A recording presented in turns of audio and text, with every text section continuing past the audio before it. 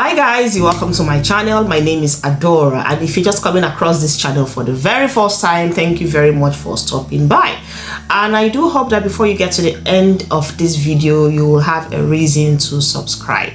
Now, I bring in stories from in and around the UK once in a while, not just stories to educate you on what's happening in the UK, just general stories about the ins and outs, the tricks, and all of that happens in the UK anyway. And this time around, I have an interesting one to drop. Now, if you are one of those very over religious people, very over zealous people in terms of your religion, and you live outside of the UK, for instance, you live in Africa, especially if you live in Nigeria, you might want to watch this video to the very end. Now, why I'm saying this is because there are a lot of things we take for granted. There are a lot of things we do not take seriously when we are back home. The minute you leave Africa, you need to know it, keep this at the back of your mind, that there are certain dynamics that will change about the way you think. Now, if you live in the UK, there are certain things you can't do, even if it relates to your religion. You must be very careful. This is one of the reasons why this story in particular should make sense to you. Now, there is the story of this man and his wife. The man is a pastor. He is a pastor of one of the white garment churches in the UK. They have just been convicted of a particular offense they committed some years back, and they have been sent to jail for 34 years. Now, what's the offense?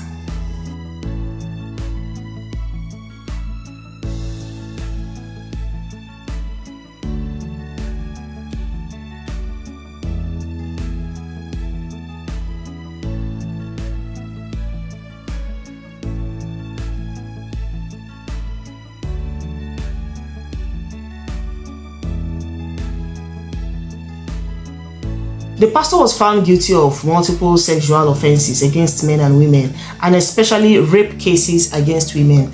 And the funny part of this is that in some cases, most of the girls he actually raped got pregnant. And with the assistance of his wife, with the aid of his wife, they were able to abort the pregnancies of these young girls. So this is where the wife actually came in, because she aided and abetted in the crime by helping to terminate the pregnancy of the girls that her husband raped.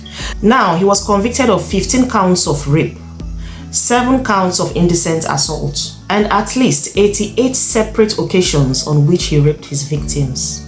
The wife was actually jailed for 11 years for aiding and abetting this particular crime. Like I said before, each time a particular girl gets pregnant and the pastor wants to terminate it, the wife was always aware of it, and she was actually the one that helped him to terminate the pregnancies of the young girls. It was also reported that the man abused children and adults for over 20 years by convincing them to take part in spiritual baths so as to cleanse them of evil spirits.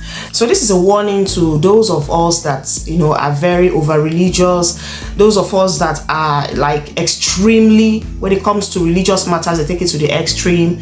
The UK and so many other Western countries do not tolerate activities that will lead into some form of violence. Some of the things we practice back home, like all those deliverance sections where one is kind of like being thrown around in the name of deliverance, you are being hit, you are being slapped in the head, you are being pushed down, you are being pulled from side to side.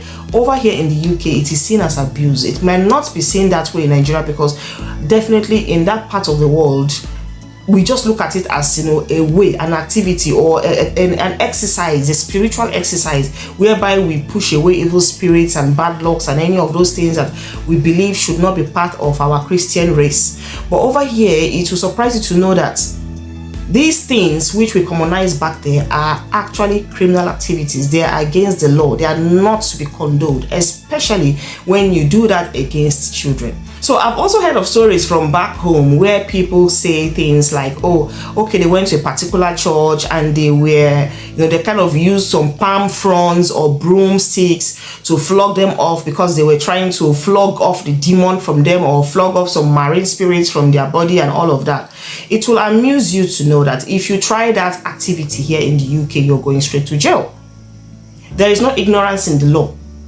If you practice your religion to the extreme, whereby it becomes violent or aggressive to another person, it is known as abuse. It is known as domestic violence. It is known as physical assault. If in one way or the other, while you are administering deliverance on an opposite gender, if you are not careful, it could be termed as sexual assault.